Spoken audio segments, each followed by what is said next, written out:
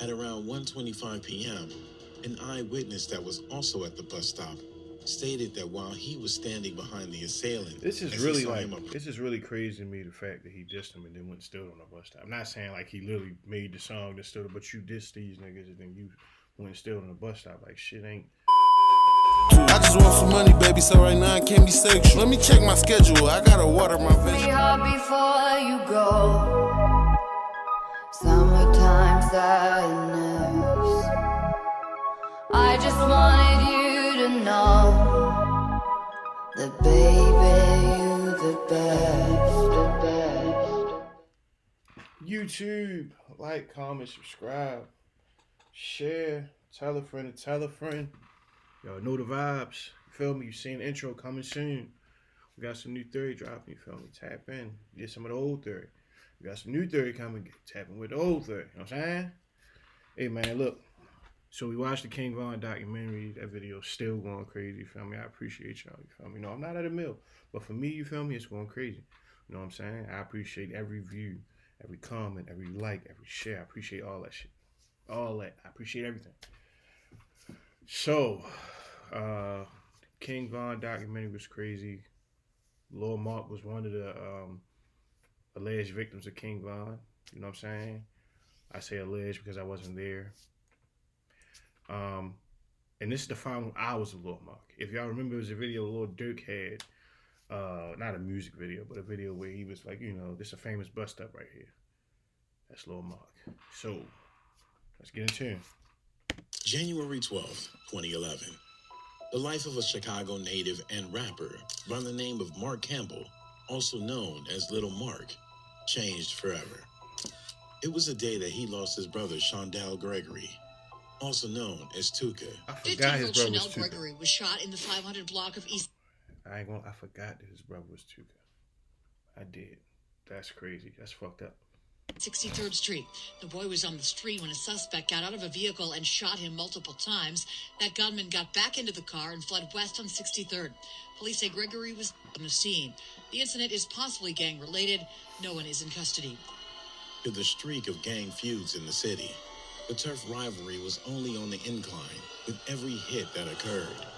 The anger and pain that triggered the need for vengeance only resulted in more anger and pain that further corroded the minds of the youth.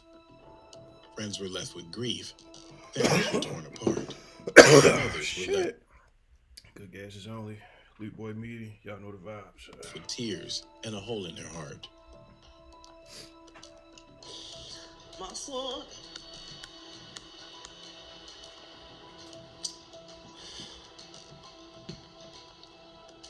Laying on that cold ground. I knew I gotta get over there to be with my son.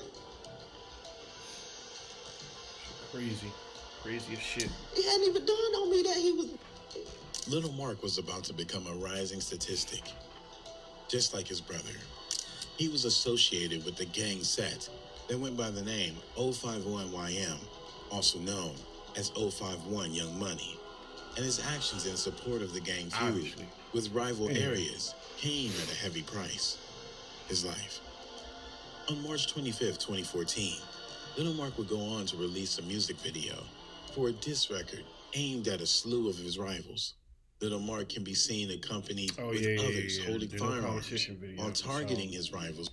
I buy the same products you do, only I get them much cheaper. I save hundreds of dollars a month by doing with disrespectful lyrics that mock the lives of their friends that have passed. Lil Marc went on to musically describe the gruesome way in which his rivals lost their lives in a manner to brag and taunt those still living.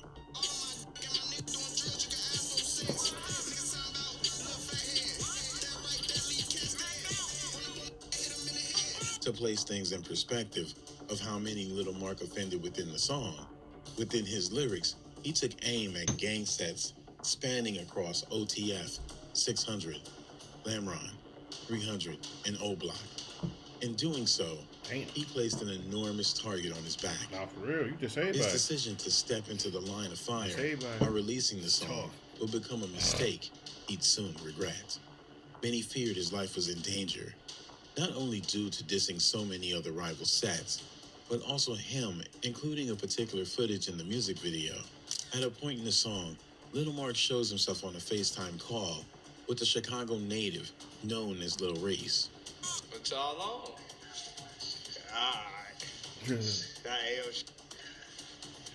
The significance of this is that the call wasn't a friendly one, but one between rivals, and Lil Reese was widely given the sinister alias, the Grim Reaper, a name he'd proudly depict on his skin. It's often seen that everyone who disrespected him went on to lose their lives. Not only that, but this gang member has become something of a myth, as no matter how many times they try to take his life, he survives. From being shot in the neck, to bullets piercing through his back, to being badly beaten, he somehow comes back and exacts revenge. Lil Marc came at him, and his affiliates in full swing, knowing the repercussions. We gotta find a video about this nigga. Reality.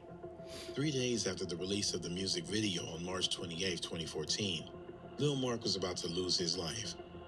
The sun shining down at midday followed an alive and breathing Lil Marc as he made his movements through the day. Never would have thought what was about to occur. 1 p.m. arrived, and Lil Marc made the decision to head to the bus stop at the 300 block of East 51st Street in the city's Bronzeville neighborhood. The first assumption is that his intention was to await the arrival of the bus. Being in the open in that manner left much room for rivals to locate and carry out whatever retaliation they plotted. That, in fact, was exactly the situation that followed. At this point, assailants were either tailing him or were informed of his location. Yeah, no, for real. At around 1:25 p.m., an eyewitness that was also at the bus stop stated that while he was standing behind the assailant, this is really crazy to me, the fact that he dissed him and then went and stood on the bus stop. I'm not saying like he literally made the song and stood, but you dissed these niggas and then you went and stood on the bus stop. Like shit ain't.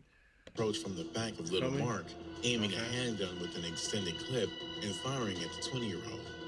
The witness, fearing for his life, ran for cover before being able to see the shooter's face.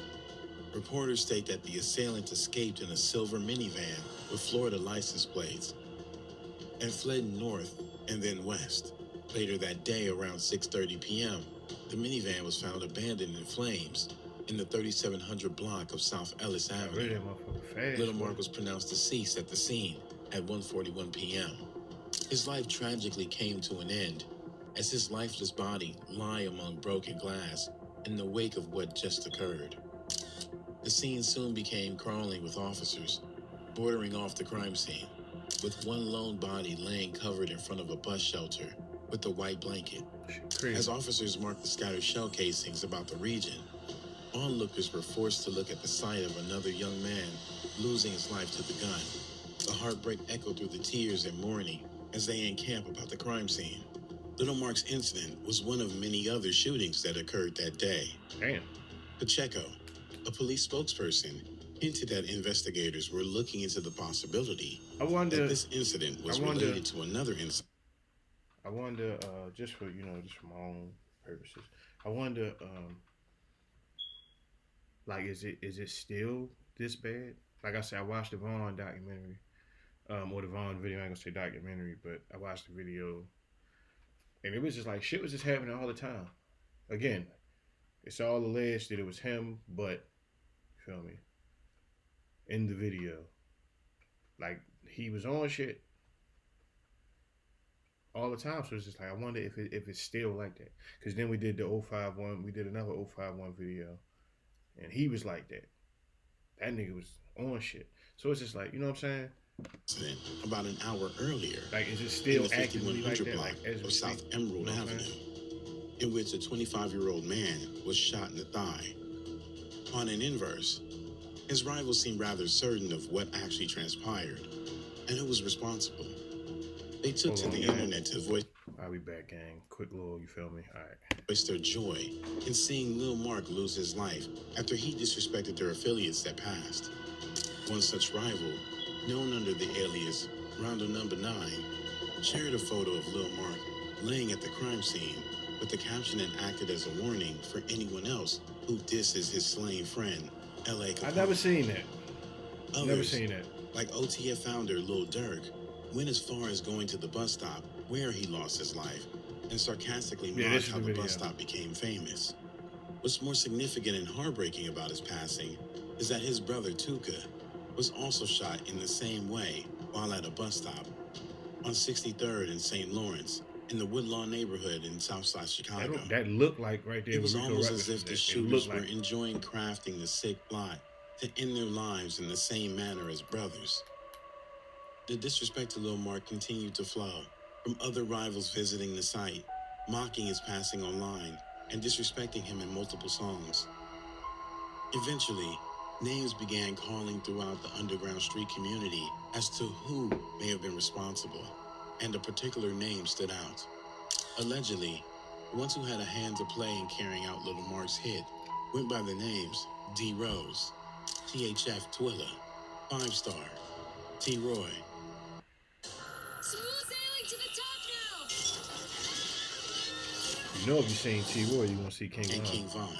Yep. King Von on his verse for a song titled For a Fact by Simex Santana rapped the lines referencing Lil Marc's homicide. Caught that boy right by the bus, that's his last stop. Tracing back to tweets on the day Lil Marc lost his life, revealed something startling. D Rose posted he was outside with King Von, T Roy, and his affiliates, to which King Von replied, confirming that they were outside and in traffic. What became even more suspicious were their posts after the hit. King Von on the same day went on to post a number of tweets. But the two that stuck out were him stating, "Die Y, man." Die Y being a diss to Lil Marc's gang, 051YM, then his other post referencing Lil Marc's headshot, stating, 051 better keep their head up. Both posts followed by the numerous laughing emojis. Different, bro. The following day, D Rose also this is a different type of beef. You know what I'm saying? Like, niggas talking about they beefing. Like, you ain't into it, nigga. These niggas is into it. He said, "I'm going in, no problem. Ain't gotta ask who shot him." But that wasn't all. DHF Twilla also posted a picture of him at the bus stop, mocking Lil Marc's passing. While it's not confirmed that they were the ones involved, many suspect them as the ones responsible, given the timing of their posts and what they posted. As time went on, more details began surfacing from those connected in the city and by word of mouth. One shocking piece of information posted online, a Chicago Reddit platform, Chirocology, stated that the day before Lil Marc lost his life, his rivals allegedly attempted to take his life at the very same bus stop but failed. Still, Lil Marc went back the next day where they shot after him again and succeeded. Sometimes life gives you warnings, but Lil Marc didn't heed his. His lifestyle led him down the same path as his brother, and both became statistics of the growing and continued feud. Yeah, that's ignorance. Destroying like, comment, subscribe, at the time share, of his passing, tell a friend to tell Lil a Marc friend. had a girlfriend who was carrying his Check child. out our next video. This Check meant out that yet theory, another man. innocent child You should who do grew that. up without a father. We out of here. Rest in peace, Lil Marc.